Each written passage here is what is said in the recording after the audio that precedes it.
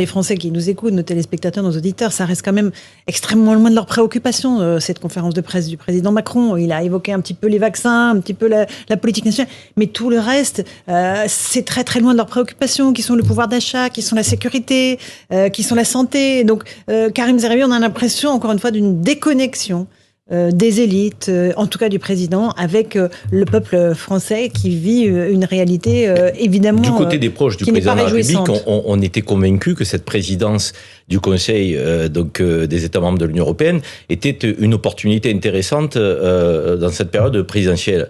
Je ne suis pas convaincu que ce le soit, parce que ça peut, au contraire, donner l'image d'un président un peu hors sol et déconnecté des préoccupations quotidiennes des Français, des préoccupations très terre-à-terre. Je veux dire, les questions d'insécurité de la vie quotidienne sont des questions très terre-à-terre. Les questions de pouvoir d'achat et de fin de mois difficiles, très terre-à-terre. Quand on parle de réindustrialisation à l'année 2030, dans la décennie qui arrive, les Français, ils veulent aujourd'hui qu'on travaille sur la question de l'accès à l'emploi ici et maintenant. Donc la question du vivre ensemble, la question de l'éducation, la question de nos services publics qui sont en dépression totale. Les fonctionnaires de police dans un état dramatique, le personnel de santé, on n'arrive plus à trouver des effectifs, la justice qui est écroulée avec cette tribune de 6 000 magistrats sur 9 000 dans le pays. On a 9 000 magistrats, on a 6 000 qui écrivent une tribune en disant la justice ne peut plus fonctionner. Donc rendez-vous compte, un président qui va aller nous parler de sa rencontre avec Orban, de Schengen potentiellement, avec des approches très techniques, et les Français vont se dire, mais dans cette période présidentielle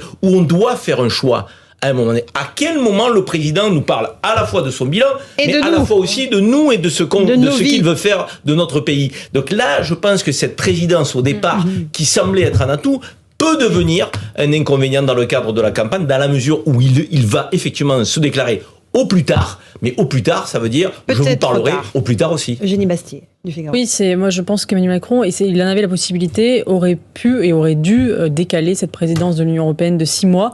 C'est absolument invraisemblable. Il dit qu'il n'a pas pu, qu'il n'a pas réussi à cause du Brexit, que ça a tout fait un autre pays. Il y a 27 pays quand même, je pense qu'on aurait pu en trouver un où il n'y a pas d'élection pendant les 6 prochains mois. Ça s'est fait déjà en plus. Ça s'est déjà fait, bien sûr, et il dit d'autres pays avaient des élections. Bon, dans ce cas-là, ça veut dire que c'est un argument et que lui n'a pas pris en compte.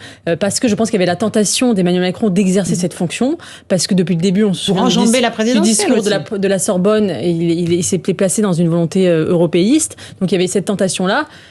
Mais je ne vois pas comment ça va être tenable. Et d'ailleurs, les instances européennes elles-mêmes s'inquiètent. Il y avait un papier dans le Figaro aujourd'hui qui disait que les instances bruxelloises disaient mais comment va-t-il faire ? Parce que c'est un nombre de réunions invraisemblable, un suivi des projets absolument chronophage.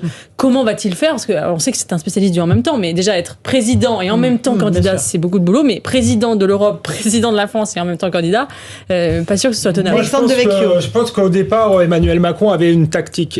Il misait sur des candidats punk. Marine Le Pen d'une certaine manière et encore plus Éric Zemmour, qui sont, disons, des candidats un peu anticonformistes, qui a l'avantage d'être en rupture avec le système, mais le désavantage pour eux de pas forcément faire président, de pas forcément être rassurant. Et il se disait, moi je vais incarner la fonction. Ça fait des belles images. On l'a vu derrière le drapeau européen derrière lui. Il est bien dans le costume et il s'est dit, ça suffira. Ensuite, j'arriverai au débat et je dirai, je suis le tenant de la raison et eux sont un peu, pardonnez-moi l'expression, les excités de service. Bon, je pense que les Français sont pas forcément aussi stupides que ça. Et surtout là, il y a dans l'équation l'émergence de Valérie Pécresse. Je suis pas sûr que ça tienne parce que je suis pas sûr qu'elle soit assise sur une sociologie et une idéologie assez solide, mais ça vient quand même perturber l'équation face à une candidate qui finalement lui ressemble beaucoup à Emmanuel Macron et qui peut aussi incarner le côté techno, le côté sérieux.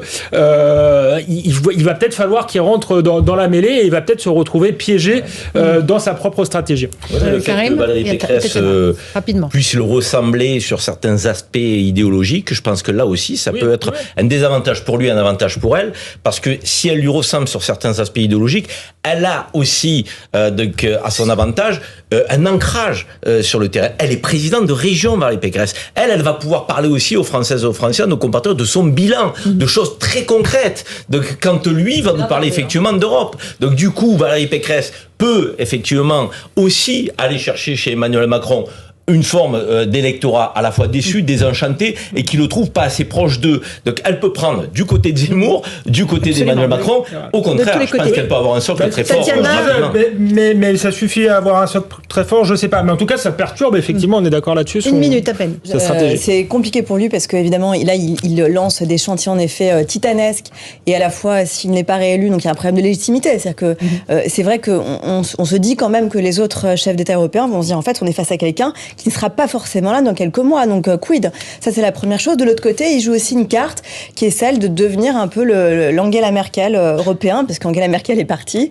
Et donc, c'est vrai qu'il devient là, il symbolise le couple franco-allemand à lui tout seul pour l'instant, le temps que Ils vont vite donner de la voix, nos amis allemands. Oui, bien sûr. Mais pour l'instant, c'est pas le cas. Le chancelier donne pas la voix. Donc, c'est vrai que c'est intéressant de voir aussi ce qui va se passer. Et puis, troisièmement, moi, je pense quand même que malgré tout, encore une fois, je le répète, ça lui donne la possibilité de parler de sujets nationaux sous couvert de parler de sujets européens.